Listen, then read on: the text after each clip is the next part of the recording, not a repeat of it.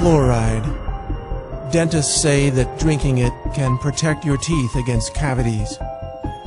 Cities and towns all across the world actually dump it into the water supply, hoping to indiscriminately medicate the population through their tap water faucets. The official story on fluoride sounds wonderful. Drink the stuff and you won't get cavities, we're told. It's a nice story. But there's another side to this story, a side you're never told. And it starts with the astonishing but verifiable fact that nearly all the fluoride dripped into municipal water supplies isn't naturally occurring fluoride at all.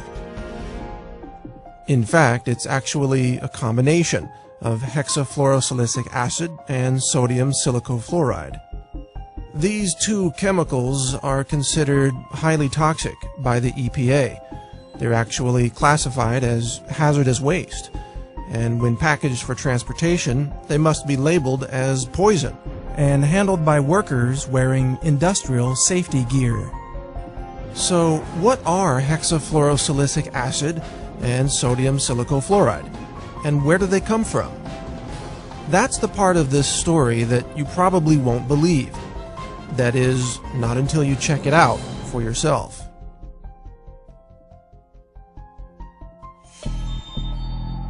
Because the more you look into the mythology of fluoride, the more bizarre this story becomes.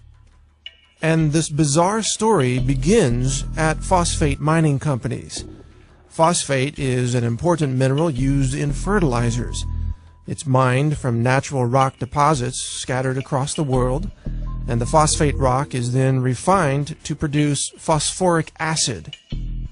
If that name sounds familiar, that's because it's one of the main ingredients in carbonated sodas, such as Coke and Pepsi. Phosphoric acid is often compared to battery acid. It's a highly acidic liquid that is believed to be the primary reason why drinking sodas can result in kidney stones and a loss of bone mineral density. Phosphate rock is also used to create fertilizers.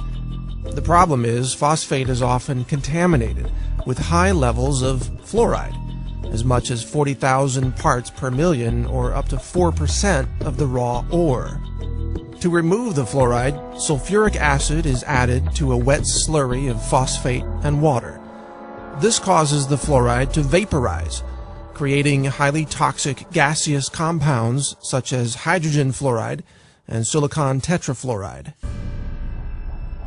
These toxic fluoride chemicals used to be released directly from the smokestacks of phosphate mining operations, but the nearby farms suffered devastating losses of cattle and food crops, which withered away and died due to, guess what?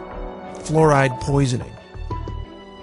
In order to stop this environmental destruction, the phosphate mining industry put in place a way to capture the toxic fluoride chemical vapors so that they wouldn't be released into the air and kill the surrounding livestock and vegetation.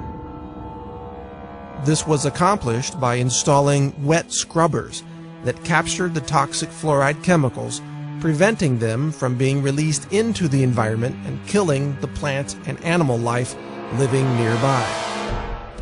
It is from these wet scrubbers that toxic fluoride chemicals are now harvested.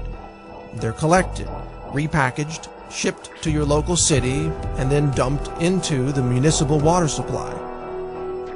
So instead of these toxic fluoride chemicals being released by the phosphate mining smokestacks, they are instead captured and then released into the water supply of large cities, where the chemicals then contaminate the water of millions of people at a time. This is called water fluoridation. When dentists and doctors say they support fluoride in the water supply, what they're really saying is that they support the mass poisoning of the population with a highly toxic hazardous waste product that, if it weren't dripped into the water supply, it would have to be disposed of as a highly toxic hazardous waste under strict EPA regulations. Curiously, it is a violation of federal law to dump hexafluorosilicic acid or sodium silicofluoride into the water. Such an act, in fact, is considered an act of terrorism.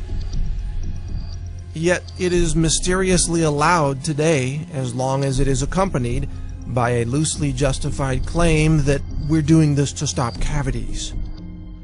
But setting aside for the moment the inconvenient truth that water fluoridation involves the illegal act of dumping hazardous waste into the water supply, there's another important question in all this. Do these toxic fluoride chemicals actually prevent cavities? Roughly 99% of the municipal water pumped through any given city never ends up in the mouths of the people. Most water is used for showering, washing dishes, washing clothes, watering yards, and filling pools.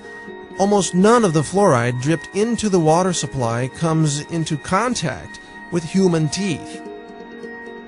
It does, however, end up downstream, where it contaminates rivers, streams, and ultimately the oceans of our world. In this way, water fluoridation policies have become a convenient loophole through which the phosphate mining industry can dump its toxic waste byproducts into the environment without adhering to any EPA regulations whatsoever. Phosphate mining companies even turn a profit by selling their hazardous waste to cities, then labeling it fluoride, even though this name is scientifically inaccurate.